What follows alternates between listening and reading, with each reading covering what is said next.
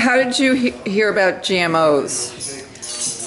Well, I've been reading and I keep up on the news, and I knew that there were a couple of suits against Monsanto, but I also belong to the slow food group. How do you avoid GMOs in the food you eat? How do I? That's a good question. I try to grow as much of my own stuff as I can in the community gardens and can it or freeze it.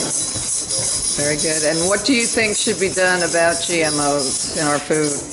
All 49 countries in the EU have banned GMOs, and we're supposed to be a really intelligent nation, and I think we can do it if we're concerned about our health. Thank you. How did you first hear about GMOs? I work at a natural food store, so it's ever since it first came out, it's been something that I've been interested in. How do you avoid GMOs in the food that you eat? We find out who it comes from. Quite often the companies have been contacted to say, what do you stand behind? And if a label changes, a lot of times you need to read your ingredients to make sure they haven't changed your ingredients. And what do you think should be done about GMOs? It's not just about the labeling. We want to eradicate as much as we can. It may be late for some things, but if we can just get those things out of here, away from us, so we can talk to each other, but there is so many more people that we need to touch. Babies, moms, kids. They will feed their kids better than they will eat. Thank you. So how did you first learn about GMOs?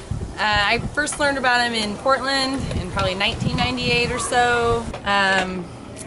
They were talking about it a lot, especially the combining of different genetics of plants. And I remember the one I learned about first was the tomato with the portion of the fish to resist frost. And I remember thinking, that's wacky, like, why would anybody do that? So how do you avoid GMOs in your food? I do grow my own food and I can my own food, and I do think bartering is definitely a way to look at what everybody else around you is growing and producing and try to barter with them. And what do you think should be done about GMOs in our food? I do believe they have to go away completely. I really wish there would be a panel of civil rights attorneys that would pro bono this into a case for all humans of the world against Monsanto for what they have done to us, to our genetics, to our plants, to our bees, to absolutely their plan to control all the seeds, to kill all the bees, and make it so that we have to get it from them. Thank you.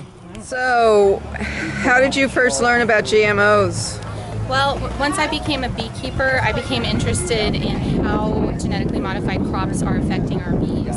And once I did the research, I found out it's extremely alarming.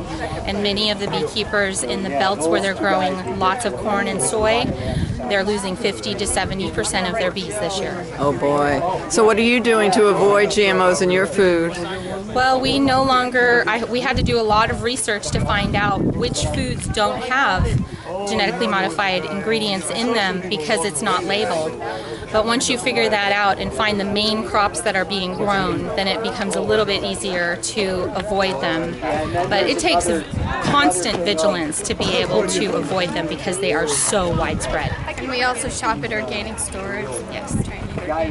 And what do you think should be done about GMOs in our food? As a beekeeper, GMOs need to be banned. Our bees cannot handle this genetic corruption. And so that is the only answer in my opinion. I am for labeling because that's the beginning to banning it. Thank you very much.